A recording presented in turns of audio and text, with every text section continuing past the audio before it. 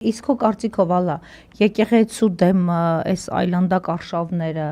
այս գռեհիկ տեսարաններով կամ ուժայիններով հարձակումները քո կարծիքով հասարակությանը չմիավորեցին, չսթափեցրին։ Օրինակ մենք այդ համոզմունքը ունենք, որ շատ բան փոխվեց, եկեղեցին տենց նորից զարթնեց մեր մեջ։ Սյուզի ջան, հա էլի, որտեվ ենթագիտակցորեն եթե չես էլ մտածում, գոնե բնազդաբար ուզես չուզես պետք է գենետիկ հիշողության խնդիր կա։ Հա, բայց իմ կարծիքով պիտի ավելին լիներ։ Ավելին, չէ։ Ավելին պիտի լիներ։ Մենք ցեղասպանված ժողովուրդ ենք, ես անդադ սա նշում եմ, որտեվ ոնց հասկանում եմ շատերի համար դա էլ է միևնույն, էլի։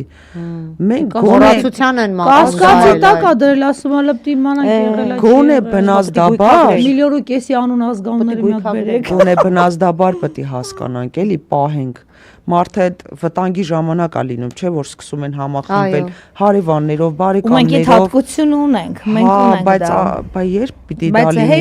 արդեն վերջն է։ Մենք ցակուցրիվ ամեն մեկս մեր գործերը։ Դե երևի ազգային բնավորությունն է, ես չես կարծում, որ ամեն դեպքում եկեղեցին հենց այն լակմուսի թուղթներ, որ եկանք հասանք դրան ու այստեղ է լինելու բեկումը հենց։ Աստված տա, հուսանք, որ այդպես կլինի, որովհետև սա անձերի խնդիր չի, սա դրսից թելադրվող իմ կարծիքով, որտեվ ամեն դեպքում լսում ենք տարբեր բացի այդ էլ դա էլ որ չլսենք հազարամյակներով այդ եմ ասում էլի կարողա չգիտենք թե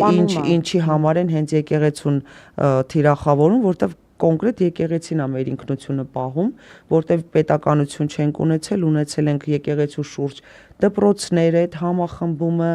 առանց եկեղեցու դա մեր գաղափարային հենասյունն է, էլի, ոնց որ անհնար է իրան փլուզել, բայց նաև շատ ամոթ ու ցավալի է, որ փաստորեն մենք քարկոծում ենք այս պահին։ Մարդիկ կան ասում են եկեղեցին չեն քարկոծում, անհատ չէ, այդպիսի բան չկա։ Չկա, ի վերջո միգուցե տպավորությունը են, որ ասեն այդպես է, բայց դա տպավորությունը միգուցե եւ շատերի վրա ազդում է այդ տպավորությունը ցավոք սրտի, բայց սա կոնկրետ Թուրքիայի, չգիտեմ որտեղի ծրագիր է, կոնկրետ Թուրքիայի, որտեվ նրանք հասկանում են, որ եկեղեցին է մեր հենասյունը եւ եկեղեցին կոտրելով կարող են միայն մեզ կոտրել, էլի։